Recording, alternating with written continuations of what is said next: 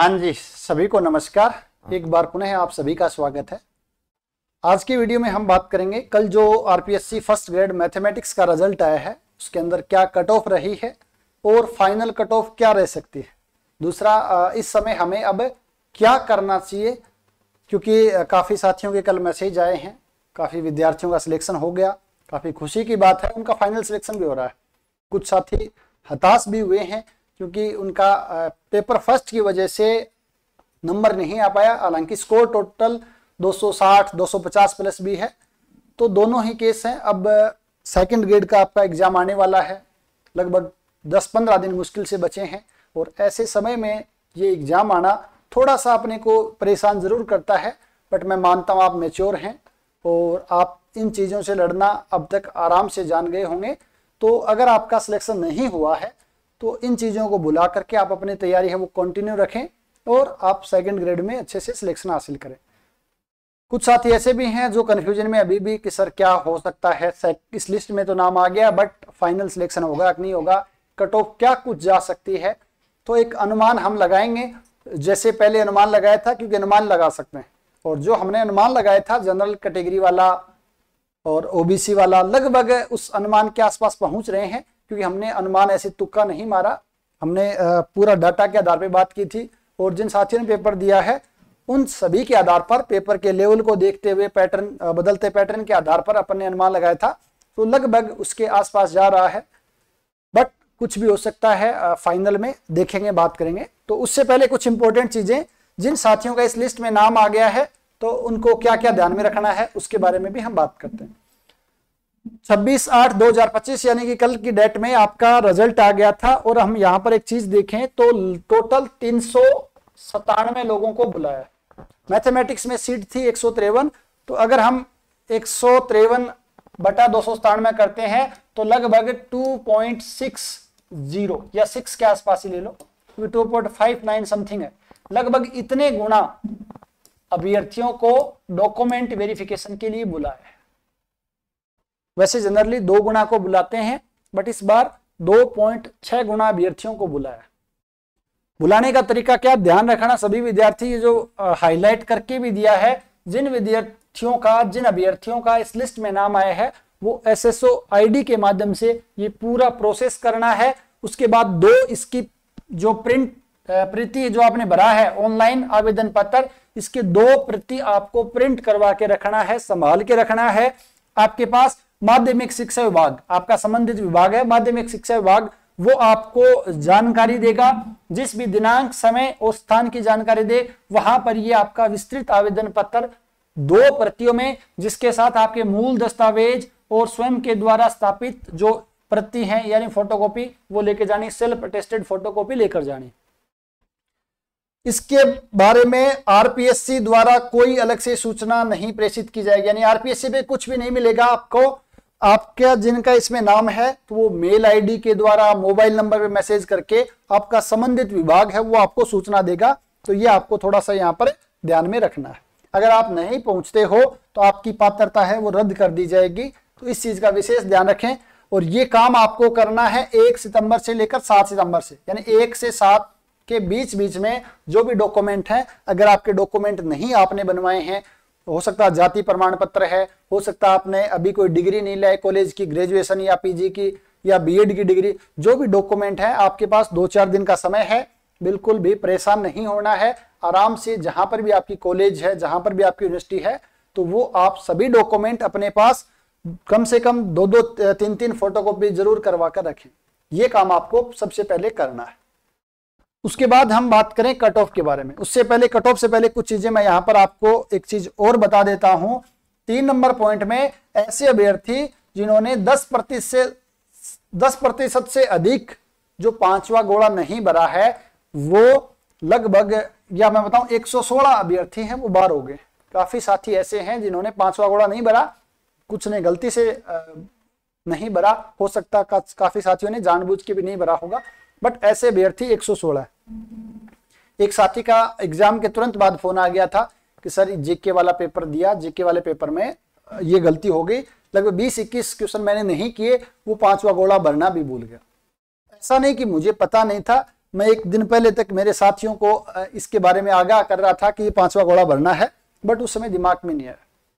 क्या कर सकते हैं भाई, जो बोलते हैं ना किस्मत साथ नहीं दे रही है या किस्मत ही ठीक नहीं या लिखा हुआ नहीं, वो यहाँ पर आकर ऐसे हो जाता है ना। उसका अच्छा स्कोर बन रहा था मैथ्स में और इन दोनों में, बट इन घोड़ों की वजह से बाहर हो गया, बट अब कुछ कर भी नहीं सकते। तो ये थोड़ा सा विशेष ध्यान रखें। आरपीएससी की हर एग्जाम में, आप सेकंड ग्रेड का एग्जाम दे रहे हो या असिस्टेंट प्रोफेसर एग्जाम दोगे तो वहां पर ये विशेष ध्यान रखें और मार्कशीट भरते समय।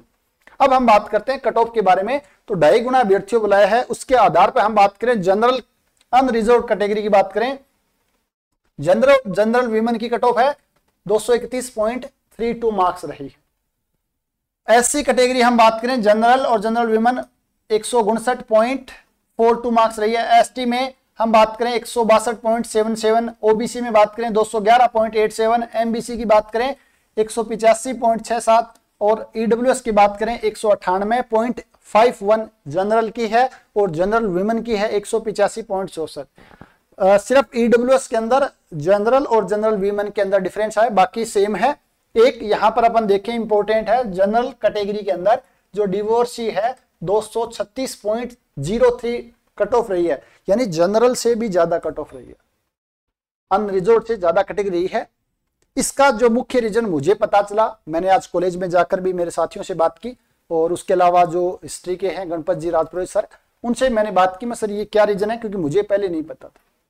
तो ये सर ने बताया और जो साथियों ने बताया कि हॉरिजॉन्टल रिजर्वेशन की वजह से ऐसा हो रहा। जैसे अपन मान के चले, मान लेते हैं कि 2 सीट है आपके पास जनरल के अंदर डिवोर्सी की, 2 सीट हैं, तो अगर 4 कैंडिडेट, अगर 2 गुना अपन मान लेते हैं, 4 कैंडिडेट अगर 236.03 से ऊपर मिल गए हैं, ठीक है, तो उनका जो कट ऑफ यही रहेगी। अगर 5वां कैंडिडेट है तो उसका मार्क्स अगर 231 आ रहे हैं तो भी सिलेक्शन नहीं होगा। यानी हॉरिजॉन्टल रिजर्वेशन में वो जनरल की सीट नहीं ले सकता है, वो सिर्फ अपनी कैटेगरी की सीट ले सकता है। ये थोड़ा सा विशेष ध्यान रखना, काफी अभ्यर्थियों को पता नहीं होता। ऐसा केस सर ने बताया कि इंग्लिश में भी एक केस ऐसा हो चुका है। ईडब्ल्यूएस में कट ऑफ काफी कम गई थी, लेकिन उसने पीएच से फॉर्म लगाया था, फिजिकल हैंडीकैप जो भी कैटेगरी थी उसकी कट ऑफ कैटेगरी की 270 के आसपास चली गई थी और उसकी कट ऑफ लगभग 170 180 कुछ रहा था। जो भी रहा है अपना ये नहीं कट ऑफ क्या, बट उस वजह से उसने कैटेगरी में लगा दिया, उस वजह से उसका फाइनल सिलेक्शन नहीं हो पाया। तो हॉरिजॉन्टल रिजर्वेशन में अपने को जितनी सीट है उसके आधार पर ही अपना सिलेक्शन होता है, जनरल की सीट नहीं ले सकते हैं। ये थोड़ा सा विशेष ध्यान रखें भाई, काफी साथियों को इसके बारे में जानकारी भी नहीं होती। उसके अलावा हम देख रहे हैं काफी जगह एनए लिखा हुआ है और पॉइंट नंबर 1 में इन्होंने बताया है एनए से तात्पर्य है candidate not available due to minimum qualifying marks as per service rule. यानी नॉट अवेलेबल ही नहीं है, उनके जो क्राइटेरिया है 40% का या SC ST एक्स सर्विसमैन में 35% का क्राइटेरिया है, वही नहीं बन पा रहा है। तो काफी साथी हैं जो एक्स सर्विसमैन में सोचते थे कि उसके बाद फर्स्ट ग्रेड की तैयारी कर लेंगे, तो जो पेपर फर्स्ट पेपर आया या सब्जेक्ट का पेपर आया है, अगर आपके पास 35% नहीं बन रहे हैं तो आप उसके लिए एलिजिबल नहीं हैं। तो कोई भी सर्विसमैन नहीं आया किसी भी कैटेगरी के अंदर। उसके अलावा हम बात करें पीएच के अंदर भी नहीं आया है, सिर्फ इस कैटेगरी में आया है और ये भी आपके पास यहां मिल गया, ठीक है ना। तो ये वैसे देखें तो 231 मार्क्स लगभग आपके 51% के आसपास कट ऑफ रही है। अगर हम फाइनल कट ऑफ की बात करें, अगर हम यहां से फाइनल कट ऑफ की बात करें, जनरली लास्ट टाइम लगभग क्या 200, लास्ट टाइम की बात मैं करूं तो 10 से 15 मार्क्स का वेरिएशन आया था। लास्ट टाइम 2 गुना बुलाए थे और 10 से 15 मार्क्स का वेरिएशन आया था।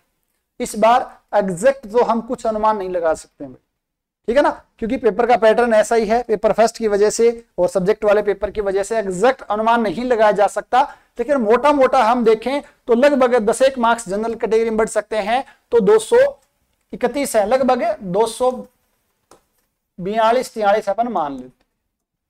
अगर आपने लास्ट टाइम वीडियो देखा होगा, जो सेकंड वीडियो मैंने कट ऑफ पे डाला था, उसके अंदर मैंने बताया भी था कि last time cut off 253 number रही थी जनरल की। तो मैंने कहा था लगभग 210 मार्क्स कम कर दो और 240 के नेबरहुड में बताया था कि 2-3 मार्क्स या तो कम हो जाएंगे या 2-3 मार्क्स ज्यादा हो जाएंगे। लगभग वही डाटा आ रहा है, बाकी तो फाइनल कट ऑफ आने के बाद ही पता चलेगा। उससे 10 मार्क्स का मैंने ओबीसी का बताया था, ओबीसी के अपन देखें तो 211 212 के आसपास। अगर यहां मुझे लग रहा कि मैक्सिमम कैंडिडेट है जो अपन बात करें मैथमेटिक्स जैसे सब्जेक्ट में, वो ओबीसी के सर्वाधिक पाए जाते हैं, तो इसका वेरिएशन ज्यादा आ सकता है। तो ये लगभग 230 तक जा सकते हैं, एग्जैक्ट नहीं कहा जा सकता कि 225 से 230 अगर मैं बात करूं तो आ सकता है, ठीक है ना। बाकी कैटेगरी में ज्यादा समस्या नहीं है, लगभग जिन्होंने दोनों पेपर क्रॉस कर लिए थे ठीक ठाक मार्क्स आ रहे हैं, वो लगभग हो रहे हैं। चाहे हम बात करें एसटी की या बात करें एससी की, हालांकि एमबीसी में जरूर थोड़ा सा और ईडब्ल्यूएस में थोड़ा ज्यादा गया है, तो इस हिसाब से अगर आपके 220 मार्क्स ज्यादा ईडब्ल्यूएस में तो आपका सिलेक्शन श्योर है। उस वीडियो में मैंने आपको यह भी बताया था कि जो साथी असिस्टेंट प्रोफेसर की तैयारी करना चाहते हैं, जिनके जनरल कैटेगरी में 250 से ज्यादा है और ओबीसी कैटेगरी में 240 से ज्यादा है, यानी मैंने आपको इनसे लगभग 10 मार्क्स बढ़ाकर बताए थे सेफ स्कोर, और अब भी आप देख सकते हो कि यहां से 20 मार्क्स ज्यादा जा रहे हैं जनरल से। तो जिन साथियों के 260, 50, 55 अगर मार्क्स आ रहे हैं तो आप इजीली असिस्टेंट प्रोफेसर में अगर एलिजिबल हैं तो उसकी तैयारी कर सकते हैं। काफी साथी ऐसे हैं जिनके 300 मार्क्स भी आ रहे हैं, ठीक है ना। ऐसा नहीं है भाई मार्क्स कट ऑफ कम गई है, पेपर का लेवल हार्ड था, ऐसा कुछ नहीं है। पेपर फर्स्ट की वजह से ये समस्या हुई। 25-30 कम से कम 25-30 लोग ऐसे हैं जिनका स्कोर 250 प्लस है। 10-12 8-7 लोगों को तो मैं जानता हूं पर्सनली, ठीक है, जिनका पेपर फर्स्ट की वजह से गड़बड़ है, अदरवाइज 240-250 प्लस मार्क्स बने, तो उस वजह से थोड़ी सी कट ऑफ कम रही है। अदरवाइज कट ऑफ है लगभग पिछली बारी कट ऑफ जितनी रह जाती इजिली। बट कोई बात नहीं, अब हमें करना क्या है, इंपॉर्टेंट चीज है ये तो इंपॉर्टेंट चीजें हमने देख ली भी, कट ऑफ ये रह सकती है। अब हमें क्या करना चाहिए, देखो अब आपके पास लगभग 14-15 दिन का समय है सेकंड ग्रेड की तैयारी के लिए। मैं समझ सकता हूं आपकी स्थिति, जिन विद्यार्थियों को आप पेपर फर्स्ट की वजह से फर्स्ट ग्रेड में इस लिस्ट में नाम नहीं आ पाया, या जिन साथियों का लिस्ट में नाम आ गया लेकिन बाउंड्री पर हैं, 215-16 मार्क्स हैं, ओबीसी कैटेगरी के अंदर संभावना कम है, तो ऐसे में थोड़ा सा आपको समस्या तो होगी, भागदौड़ भी रहेगी डॉक्यूमेंट वेरिफिकेशन के लिए, जो आपको ऑनलाइन प्रोसेस करना है, अगर आपको मार्कशीट डिग्री वगैरह लानी है उस चक्कर में। बट अब कुछ कर नहीं सकते हैं, अगर लिस्ट में नाम नहीं आया है, 14-15 दिन का समय है। सबसे इंपॉर्टेंट समय आपके पास ये, जितनी ज्यादा आप प्रैक्टिस कर सकते हो, जितने ज्यादा फॉर्मूले रिवाइज कर सकते हो, जितने ज्यादा रिजल्ट आप याद कर सकते हो वो याद करें। और सेकंड ग्रेड का पेपर है वो बिना किसी स्ट्रेस के आपको देकर आना है, क्योंकि वह तो सिलेक्शन होगा या नहीं होगा, 2 ही केस है, तीसरा केस तो इसमें है ही नहीं, है ना। तो आराम से बिना किसी स्ट्रेस के आपको देकर के आना है। पोस्ट ठीक है, और उसके बाद आपके लिए एक पॉजिटिव पॉइंट ये भी है, एक अच्छी अपॉर्चुनिटी आपके पास कि आगे 1 साल बाद लगभग जुलाई में पेपर होगा सेकंड ग्रेड का, नंबर ऑफ पोस्ट भी ज्यादा है और डेट भी अनाउंस है, तो हमारे पास एक आपको टारगेट दिख रहा है। जैसे सेकंड ग्रेड का पेपर देने के बाद जो विद्यार्थी फर्स्ट ग्रेड असिस्टेंट प्रोफेसर में हो रहे हैं, जिनका सिलेक्शन वो तो यानी 250 या 240 प्लस है कैटेगरी वाइज, तो वो साथी तो असिस्टेंट प्रोफेसर की तैयारी स्टार्ट कर दें, क्योंकि आपका लगभग 70-75% सिलेबस तैयार है पहले से सब्जेक्ट का। सिर्फ 25% सिलेबस आपको पढ़ना है।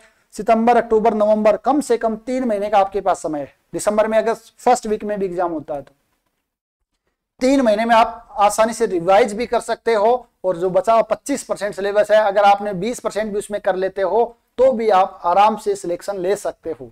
ये आपके ऊपर निर्भर करता है आप कितनी मेहनत करते हो। अगर आप 10-12 घंटा रेगुलरली तैयारी करते हो तो इजीली कर सकते हो। और जीके वाला भी, राजस्थान का जीके है तो ज्यादा टफ नहीं पड़ता है अगर आपने फर्स्ट ग्रेड का पढ़ लिया, ठीक है ना। और जो साथी सेकंड ग्रेड में ही तैयारी करनी है तो एक बार सेकंड ग्रेड की तैयारी करें। जैसे सेकंड ग्रेड का पेपर हो जाता है उसके तुरंत बाद आप चाहो तो फर्स्ट ग्रेड की, चाहो तो सेकंड ग्रेड, जो भी आपका टारगेट है उसकी तैयारी करें।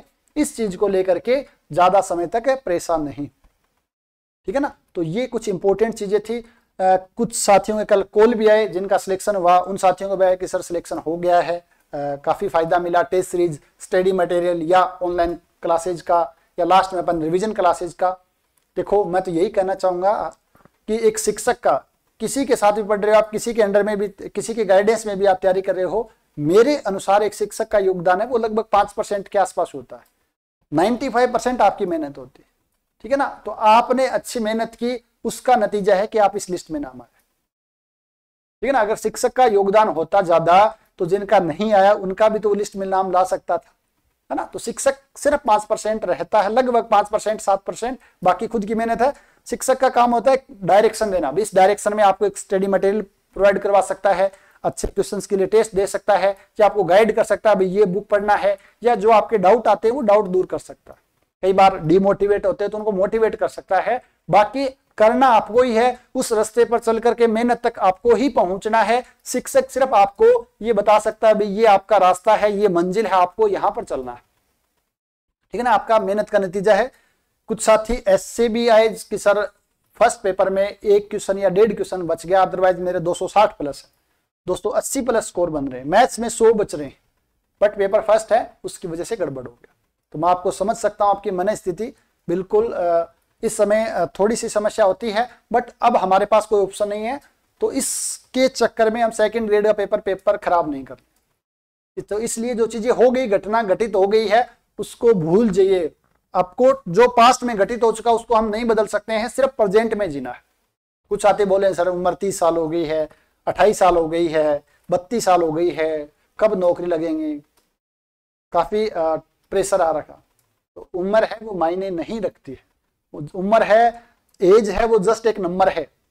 कल एक फोन आया मैम का, लगभग मैम ने खुद बताया कि मैं अपने टेस्ट सीरीज से जुड़े हुए थे, पहले भी बात हुई थी 1-2 बार। मैम बोला मेरा सेकंड ग्रेड में हूँ वर्तमान में और मेरी उम्र 40 साल के आसपास, हालांकि बताना नहीं चाहिए ऐसे, बट ये एग्जाम्पल मैं इसलिए दे रहा हूँ कि 40 साल की उम्र में मैम ने सेकंड ग्रेड जॉब के साथ फर्स्ट ग्रेड में अच्छा स्कोर है, 260 प्लस स्कोर है।